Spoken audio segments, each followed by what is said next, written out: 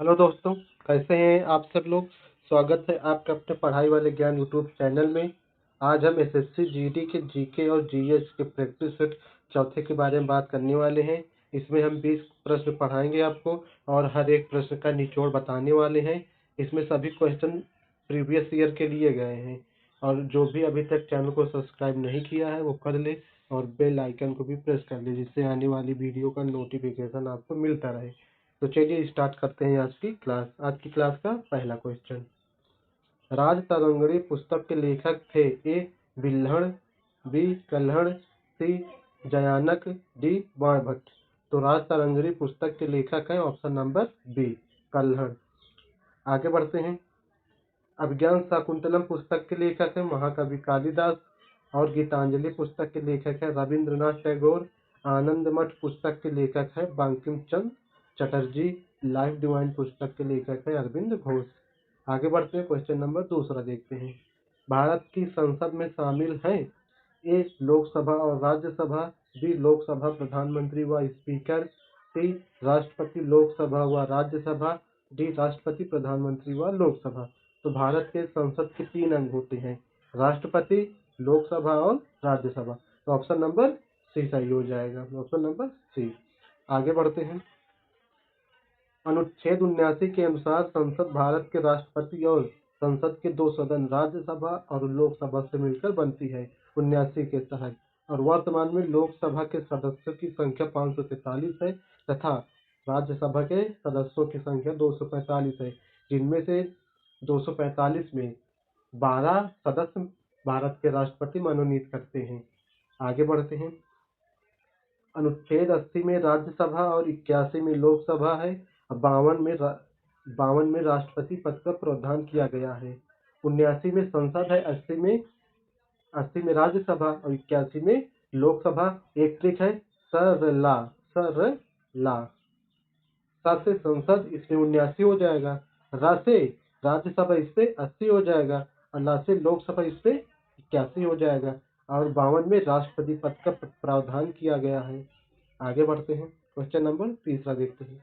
महात्मा गांधी को सर्वप्रथम राष्ट्रपिता किसने कहा। ए जवाहरलाल नेहरू ने, बी विनोबा भावे ने, सी वल्लभ भाई पटेल ने, डी सुभाष चंद्र बोस ने। तो महात्मा गांधी को सर्वप्रथम राष्ट्रपिता कहा था, ऑप्शन नंबर डी हो जाएगा, option number D Subhash Chandra Bose. आइए देख लेते हैं। महात्मा गांधी जी का जन्म 2 अक्टूबर 1869 में हुआ और इनकी मृत्यु 30 जनवरी 1948 को नाथूराम गोडसे ने गोली मारकर हत्या कर दी थी। और तुम मुझे खून दो मैं तुम्हें आज़ादी दूंगा का नारा सुभाष चंद्र बोस ने दिया। और सुभाष चंद्र बोस का जन्म 1897 ईस्वी में हुआ और इनकी मृत्यु 18 अगस्त 1945 को ताइवान में एक विमान दुर्घटना में उनकी मौत हो गई। आगे बढ़ते हैं, क्वेश्चन नंबर चौथा देखते हैं। पंचशील समझौता किन देशों के बीच हुआ। ए भारत रूस, बी भारत चीन, सी भारत पाकिस्तान, डी भारत बांग्लादेश।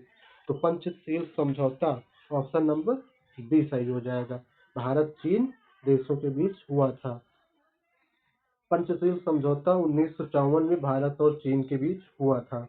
आगे बढ़ते, भारत की राजधानी दिल्ली है और चीन की राजधानी आप कमेंट में बता दीजिए। आगे बढ़ते हैं। 2 अक्षांश रेखाओं के बीच दूरी लगभग होती है। ए लगभग 111 मील, बी लगभग 121 मील, सी लगभग 111 किलोमीटर, डी लगभग 121 किलोमीटर। तो ऐसी जो रेखाएं लेटी हुई रहती हैं इन्हें अक्षांश कहा जाता है और जो खड़ी हुई रहती हैं ऐसे इन रेखाओं को देशांतर कहा जाता है। और अक्षांश रेखाओं की कुल संख्या 179 होती है और देशांतर रेखाओं की कुल संख्या 360 होती है। तो इसमें से ऑप्शन नंबर क्या हो जाएगा, ऑप्शन नंबर सी सही हो जाएगा, लगभग 111 किलोमीटर होती है, ऑप्शन नंबर सी सही हो जाएगा। 2 देशांतरों रेखाओं के बीच की दूरी को गोरे नाम से जाना जाता है। जैसे कि एक देशांतर रेखा ये है, दूसरी देशांतर रेखा ये है, तो इन दोनों के बीच की दूरी को गोरे नाम से जाना जाता है। और अक्षांश रेखाओं की कुल संख्या 179 और देशांतर रेखाओं की कुल संख्या 360 होती है। आगे बढ़ते हैं, क्वेश्चन नंबर 6 देखते हैं।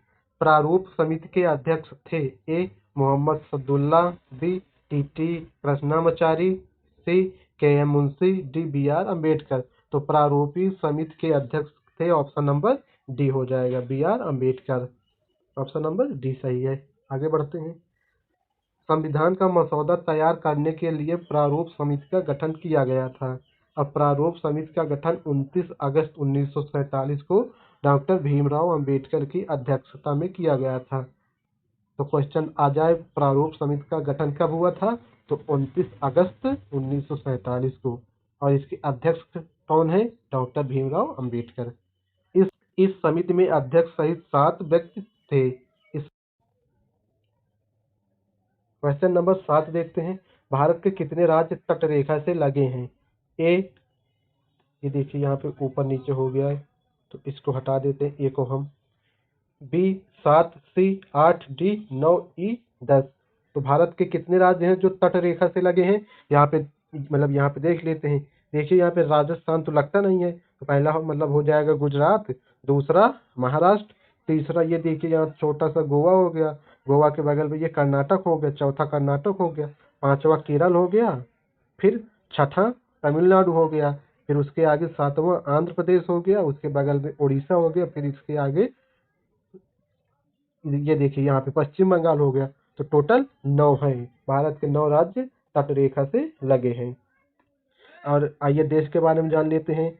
ये देखिए भारत के नीचे यहाँ पे श्रीलंका हो गया, और ये कोने पे यहाँ म्यांमार हो गया, म्यांमार के ऊपर यहाँ देखिए चीन हो गया, चीन के नीचे ये यहाँ पे नेपाल है, नेपाल के बगल में सिक्किम, और सिक्किम के बगल में भूटान देश है, और भूटान के नीचे ये देखे ये यहाँ पे बांग्लादेश हो गया, ये यहाँ पे, और इधर ये पाकिस्तान हो गया, पाकिस्तान के ऊपर अफगानिस्तान हो गया। और ये मतलब ये यहाँ पे ये इधर बंगाल की खाड़ी है, ये इधर अरब सागर है। आगे बढ़ते हैं। ये देखिए यहाँ पे 9 राज्य दिया गया है: गुजरात, महाराष्ट्र, गोवा, कर्नाटक, केरल, तमिलनाडु, आंध्र प्रदेश, उड़ीसा, पश्चिम बंगाल। और भारत में 7516.6 किलोमीटर की तट रेखा है, ये वाली, ये। आगे बढ़ते हैं। क्वेश्चन नंबर 8 देखते हैं। तो क्लास कैसी लग रही है कमेंट में जरूर बताएं, और जो भी चैनल को अभी तक सब्सक्राइब नहीं किए हैं वो कर ले। क्वेश्चन नंबर 8 देखते हैं। किसने कहा था तुम मुझे खून दो मैं तुम्हें आजादी दूंगा? का नारा किसने दिया था? ए, महात्मा गांधी, बी, जवाहरलाल नेहरू ने, सी, सुभाष चंद्र बोस, डी, भगत सिंह।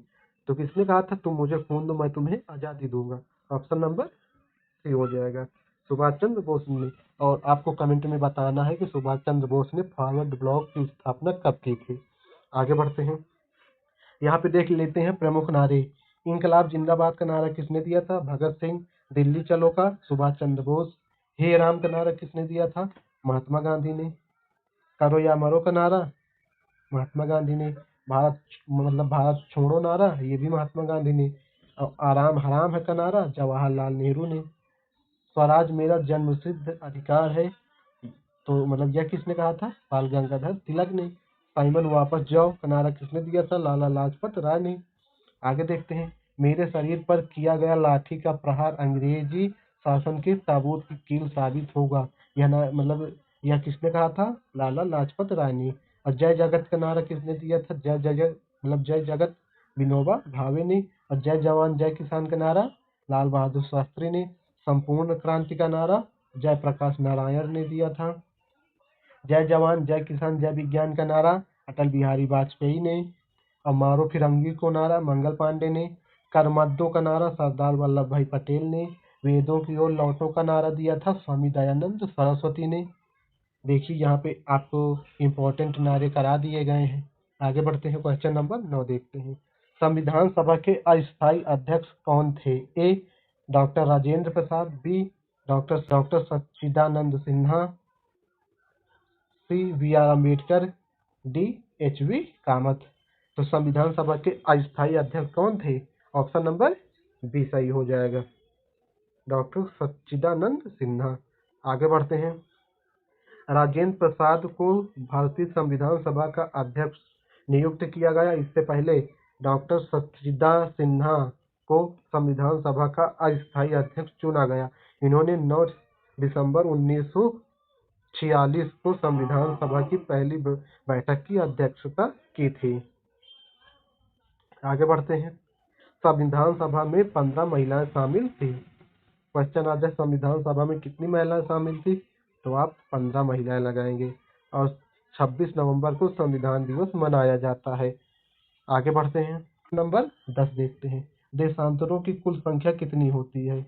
ए 24, बी 90, सी 119, 179, डी 360। तो अभी आपको बताया गया था देशांतरों की कुल संख्या कितनी होती है। ऑप्शन नंबर डी हो जाएगा। जो ऐसी रहती है ना, ऐसी उन्हें देशांतर कहते हैं। तो उनकी कुल संख्या कितनी होती है? 360। ऑप्शन नंबर डी सही हो जाएगा। महात्मा गांधी राष्ट्रीय ग्रामीण रोजगार गारंटी अधिनियम कब अस्तित्व में आया? ए 2003 में, बी 2006 में, सी 2002 में, डी 2005 में। तो नरेगा कब अस्तित्व में आया? ऑप्शन नंबर डी सही हो जाएगा, 2005 में। आइए देख लेते हैं इसके बारे में। नरेगा अगस्त 2005 में भारतीय संसद ने पारित किया। यह 2 फरवरी 2006 को लागू हुआ। 2 अक्टूबर 2009 को नरेगा योजना का नाम बदलकर महात्मा गांधी राष्ट्रीय ग्रामीण रोजगार गारंटी अधिनियम मनरेगा योजना कर दिया गया।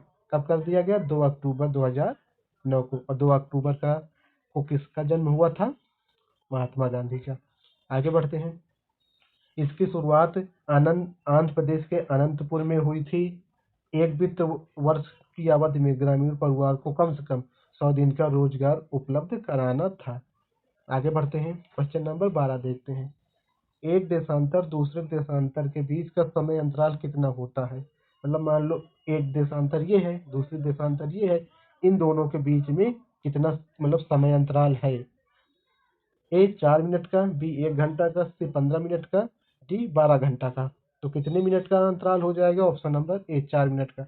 आगे आपको बताएंगे कि मतलब 5.5 घंटा कैसे आता है। आगे बढ़ते हैं। ग्रीनविच रेखा से तात्पर्य है? ए 0 अक्षांश, बी 0 देशांतर, सी 180 डिग्री पूर्वी देशांतर, डी 180 डिग्री पश्चिमी देशांतर। तो ग्रीनविच रेखा इनमें से कौन सी है? ऑप्शन नंबर बी सही हो जाएगा, 0 डिग्री देशांतर। ये बीचों बीच ऐसे खींची गई है, ऐसे बीचों बीच।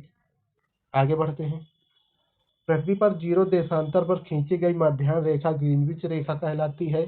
दुनिया का मानक समय इसी रेखा से निर्धारित किया जाता है। भारत का समय ग्रीनविच मानक समय रेखा से 5.5 घंटे 1/2, 5 सही 1/2 घंटे आगे है। आगे बढ़ते हैं। लंदन के एक शहर ग्रीनविच इसी रेखा पर स्थित है, इसीलिए इसे ग्रीनविच रेखा कहा जाता है। भारत का मानक समय 82.5 डिग्री पूर्वी देशांतर है, जो इलाहाबाद के निकट नैनी से गुजरती है। और अपना समय ग्रीनविच रेखा से 5.5 घंटा आगे है। भारत का मानक समय रेखा जीएमटी से 82.5 डिग्री पूर्व है, और जिसका अर्थ है कि हमारा मानक समय ग्रीनविच के मानक समय से 5.5 घंटा आगे है। आइए यहाँ देख लेते हैं। ग्रीनविच रेखा है 0 डिग्री देशांतर, और अपने भारत का मानक समय रेखा है 82.5 डिग्री देशांतर। तो पूर्व में ही तो है ना, तो 82 डिग्री पूर्व में पड़ा। आगे बढ़ते हैं। और 5.5 घंटा कैसे आता है? अभी आपको एक क्वेश्चन आया था ना, यहाँ पे एक क्वेश्चन आया था कि 2 देशांतरों के बीच की दूरी 4 मिनट है, 4 मिनट है। तो अब 82.5 डिग्री पूर्व में है, तो एक देशांतर की दूरी 4 मिनट है, तो 82.5 डिग्री देशांतर की दूरी कितनी होगी? 82.5 डिग्री देशांतर की, इसमें हम 4 से गुणा कर देंगे, तो आ जाएगा ये कितना आ जाएगा? 330। गुणा करने पे 330, 4 पंचे 20 की 0, हासिल आया 2, और 4 दूनी 8, 2 10, हासिल आया 1, 4 8 32, 1 33 ऐसे आएगा। तो 330 मिनट। और जब 330 मिनट को हम घंटे में बदलेंगे तो 5.5 आएगा, मतलब 5.5 घंटे ऐसे आता है। आगे बढ़ते हैं। 180 डिग्री देशांतर को अंतरराष्ट्रीय तिथि रेखा के रूप में जाना जाता है, 180 डिग्री देशांतर को। आगे बढ़ते हैं। क्वेश्चन नंबर 14 देखते हैं। घड़ियाल प्रोजेक्ट किस नदी में स्थापित है? ए गंगा नदी पे, बी महानदी में, सी चंबल नदी में, डी नर्मदा नदी में। तो घड़ियाल project option number C Chambal नदी में स्थापित है। आइए देख लेते हैं। चंबल नदी में घड़ियालों के संरक्षण के लिए 1979 में चंबल सेंचुरी में घड़ियाल प्रोजेक्ट शुरू किया गया और 1980 में इसकी स्थापना की गई थी। आगे बढ़ते हैं, क्वेश्चन नंबर 15 देखते हैं।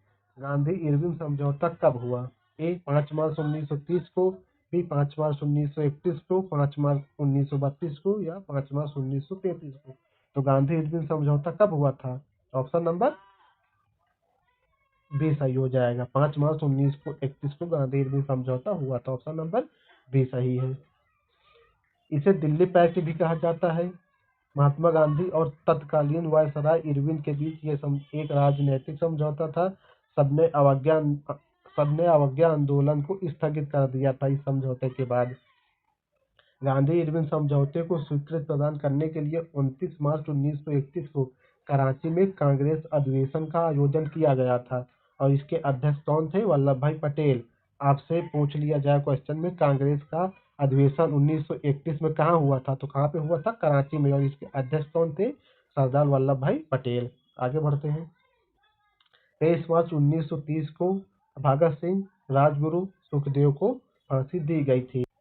आगे बढ़ते हैं, क्वेश्चन नंबर 16 देखते हैं। राष्ट्रपति संसद में कितने सदस्य मनोनीत करता है? ए 10, बी 2, सी 12, डी 14। तो अभी एक क्वेश्चन आया था ना, उसमें हम आपको बताए थे तो कितने सदस्य मनोनीत करता है? राष्ट्रपति संसद में कितने सदस्य मनोनीत करता है? ऑप्शन नंबर सी सही हो जाएगा। 12 सदस्य मनोनीत करता है। Option number C. आगे बढ़ते हैं। राज्यसभा में आधिकारिक 250 सदस्य होंगे। 238 सदस्य राज्यों तथा राज्य संघ क्षेत्रों के प्रतिनिधित्व होंगे तथा 12 सदस्यों को राष्ट्रपति द्वारा नामांकित किया जाएगा। और वर्तमान में लोकसभा के सदस्यों की संख्या 543 है तथा राज्यसभा के सदस्यों की संख्या 245 है। 245 में 12 सदस्य राष्ट्रपति मनोनीत करेंगे। आगे बढ़ते हैं, क्वेश्चन नंबर 17 देखते हैं। पाल वंश का संस्थापक कौन था? ए गोपाल, बी धर्मपाल, यहाँ पे पाल पूरा है, बी धर्मपाल, सी देवपाल, डी महिपाल। तो पाल वंश का संस्थापक कौन था? ऑप्शन नंबर ए सही हो जाएगा, गोपाल। आगे देख लेते हैं। गोपाल जो 750 से 770 ईस्वी तक शासन किया था और पाल वंश 750 से 1174 ईस्वी तक चला था। और पाल वंश का महान शासक धर्मपाल था जो कि गोपाल का पुत्र था और धर्मपाल ने 770 से 810 ईस्वी तक शासन किया था। आगे बढ़ते हैं, क्वेश्चन नंबर 18 देखते हैं। ऐसे ही क्वेश्चन एसएससी जीडी में आते हैं तो आप ऐसे क्वेश्चन प्रैक्टिस सेट जरूर लगाएं। आप जितना ज़्यादा प्रैक्टिस सेट लगाएंगे, देखेंगे, उतना ज़्यादा आपको क्वेश्चन याद होंगे तो आपको एग्जाम में ठीक रहेगा। और आप बहुत जल्दी वैकेंसी आने वाली है तो आप अपनी तैयारी करते रहें। आगे बढ़ते हैं। पृथ्वी के कोर में किस तत्व की प्रधानता होती है? ए सिलिका और एल्युमिनियम, बी सिलिका और मैग्नीशियम, डी सिलिका और निकेल, डी लोहा और निकेल। तो पृथ्वी के कोर में किस तत्व की प्रधानता होती है? ऑप्शन नंबर डी हो जाएगा, लोहा और निकेल। पृथ्वी की संरचना को 3 हिस्सों में बांटा गया है। सबसे बाहरी परत को क्रस्ट कहा जाता है, बीच वाले हिस्से को मेटल कहा जाता है और सबसे अंदर वाले हिस्से को कोर कहा जाता है। तो हमसे कोर के बारे में पता करें था तो क्या हो जाएगा? ऑप्शन नंबर डी, लोहा और निकेल। आगे बढ़ते हैं। पृथ्वी का कोर मुख्य रूप से लोहे से बना होता है जिसमें 5% निकेल और कुछ हल्के तत्व जैसे कार्बन, ऑक्सीजन, सिलिकॉन या सल्फर मिला हुआ है। इसे कभी कभी नीफे, Ni निकेल, Fe आयरन यानी लोहा परत के रूप में भी जाना जाता है। आगे बढ़ते हैं। देखिए, हम हर एक क्वेश्चन का आपको थोड़ा सा एक्स्ट्रा जानकारी देते चल रहे हैं कि वो वाला क्वेश्चन ना आए, अगर उससे कोई रिलेटेड भी आए तो आपको क्वेश्चन करने में कोई दिक्कत ना आए। तो आपको एसएससी जीडी के प्रैक्टिस इसी तरह इस चैनल पे मिलते रहेंगे। तो आप ये क्लास जरूर देखें, आपके लिए काफ़ी ज़्यादा फायदेमंद होगी और अपने दोस्तों को भी शेयर कर दें। क्वेश्चन नंबर 19 देखते हैं। तराइन का द्वितीय युद्ध कब लड़ा गया था? ए 1191 में, 91 में, बी 1192 में, सी 1193 में, डी 1194 में।